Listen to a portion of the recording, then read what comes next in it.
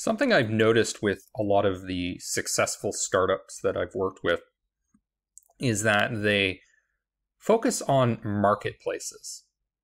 So, marketplaces, for example, are places like Amazon or eBay or digital marketplaces like Udemy or perhaps Steam for video games.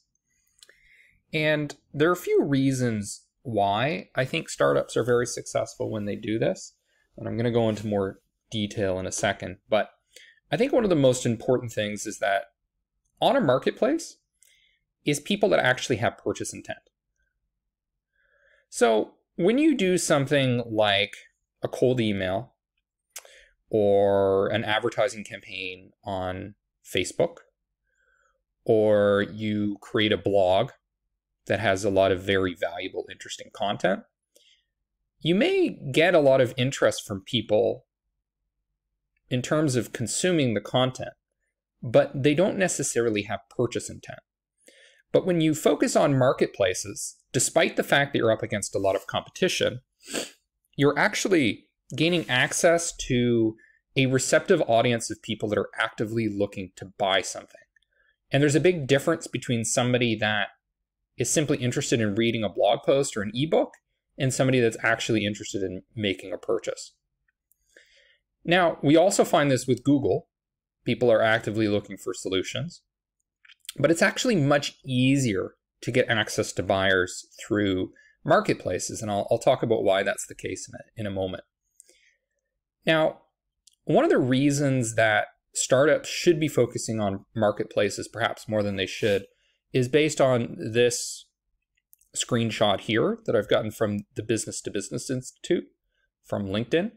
Now, this is specifically about business to business sellers, but it could also apply to consumer sellers.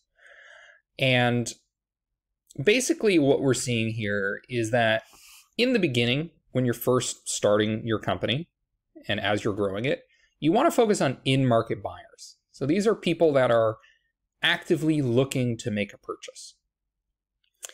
Later on, once you're larger and more successful, you want to focus on out-of-market buyers. So these are people that could potentially have a need for what you're selling in the future, but they're not actively looking for it. And one of the easiest ways to hit these in-market buyers, these bottom-of-funnel people, is by going to the marketplaces where they're shopping.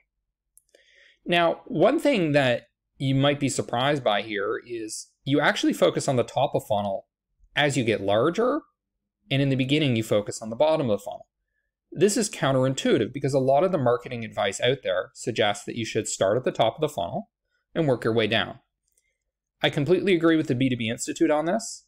I also agree with Salesforce on this, which is that the focus should really be on the bottom of the funnel initially, and then as you're successful, as you grow a business, then you start moving up funnel to get the out-of-market buyers, the people that are further away from actually making a purchase decision.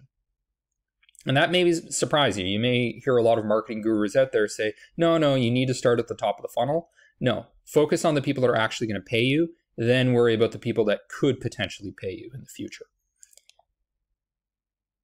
Okay, so one of the reasons that it's easier to perform well on marketplaces compared to other channels, such as Google, for example, is because ASO, or App Store Optimization, is incredibly easy. Now, I'm not saying that that's true of all marketplaces, but I would say as a general rule of thumb, it is easy to optimize for searches on app stores or marketplaces in general than it is to optimize for search engines through Google, through Bing, etc.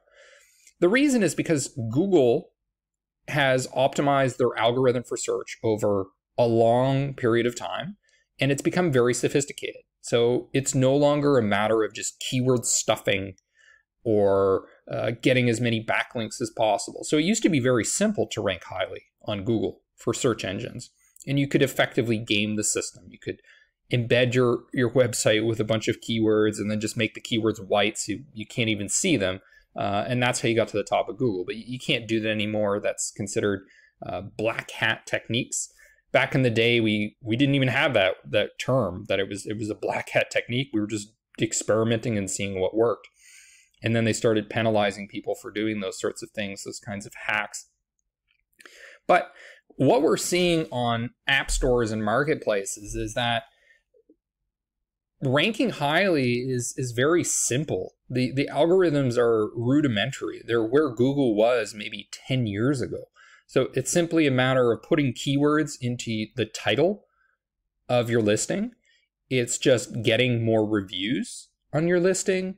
It's just putting some keywords, keyword density into your description. So it's not that hard. I've done app store optimization, marketplace optimization, where I'm able to get results within like 3 minutes. I can get to the first page of search results within a few minutes. You can't do that with Google anymore. I mean, it can take 3 months to get to the top of Google, or longer, depending on how competitive your space is. So by focusing on marketplaces, you're able to quickly get access to a receptive audience of people that are actively looking for a solution. And despite the fact that there's competition, the algorithms that are driving marketing visibility are very simple. And you can do something like just send an email to your existing customers, incentivizing them to write a review on your listing, and that alone could substantially boost the amount of traffic that you're getting from active buyers. So let's walk through a few examples of what the marketplace may be. So I've worked in the video game industry, and I've seen how successful Steam can be.